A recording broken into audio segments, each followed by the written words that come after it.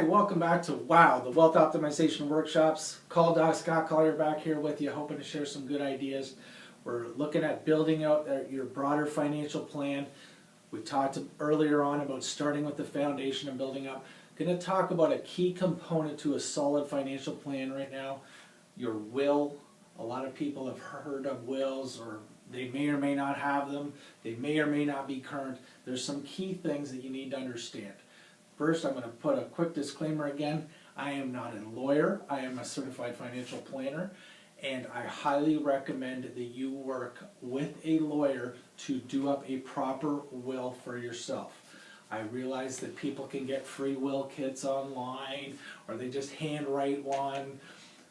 The reality is, unless you have that legal expertise and background, you will not word things correctly so that the court interprets your intentions the way you want. You leave yourself vulnerable to contested wills or for things not being executed the way you intended.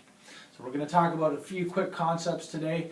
By all means, again, go see your lawyer to dive deeper into this, but I want to give you a heads up on a few ideas. So first off, why do you need a will? So that your intentions are carried out the way you want. Your financial assets, what you've worked hard to accumulate, is given and distributed to family, to loved ones, to charities, to whatever's important to you in the manner that you intended them to be. Does that make sense? Also looking at, especially for parents with young kids, guardianship of their children.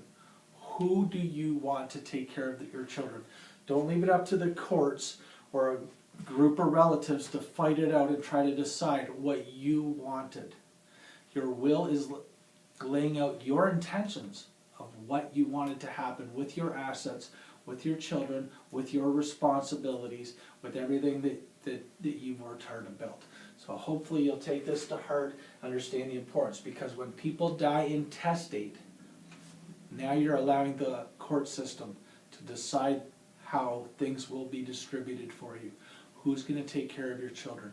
Who's going to receive your home, your investments, whatever it might be. Now there's a lot of strategies that we're also going to talk about ways to bypass your estate and go and get assets direct to your beneficiaries or the people that you want. Those are different topics. We're going to come back to those in future episodes. A few quick concepts that you should be aware of. Capital versus per stirpes. Concept here. Let's say that you have left a certain pool of money to people or certain assets or resources. Let's say you have 3 children as an example. We realize it'll be different for everybody. They may in the future or already have children, your grandchildren, etc. Depending on how you structured this, if we ask most people, they would say, okay, let's say that they wanted it equal. Doesn't have to be equal, but let's say they wanted it equal between the 3. What if one of your child, God forbid, predeceases you? Do you want their family cut out of any inheritance entitlement? You can structure it that way where it just goes straight to these 2 and these guys get nothing. But when we talk to people, most of them want the money to continue to flow down to their grandkids or their loved ones on this side as well. So make sure you address your wishes with the lawyer so that they know how to structure your will properly. Commingling assets. This becomes another problem as well. That if, let's say everybody here is inheriting money, right? It belongs to them. It belongs to your children if that's who you left it to, or your grandchildren, or some other friend or person that you cared about. However, if they commingle their assets with other net family property, so they take their inheritance money that belongs to them and they use it to pay down their mortgage for their family home. They're allowed to do that. But if they do that, if they put it into a joint bank account, if they do it, take that inheritance and commingle it with their other family assets, now it's not theirs alone anymore. Now that inheritance also belongs to their spouse. So that's okay as long as you're comfortable with that.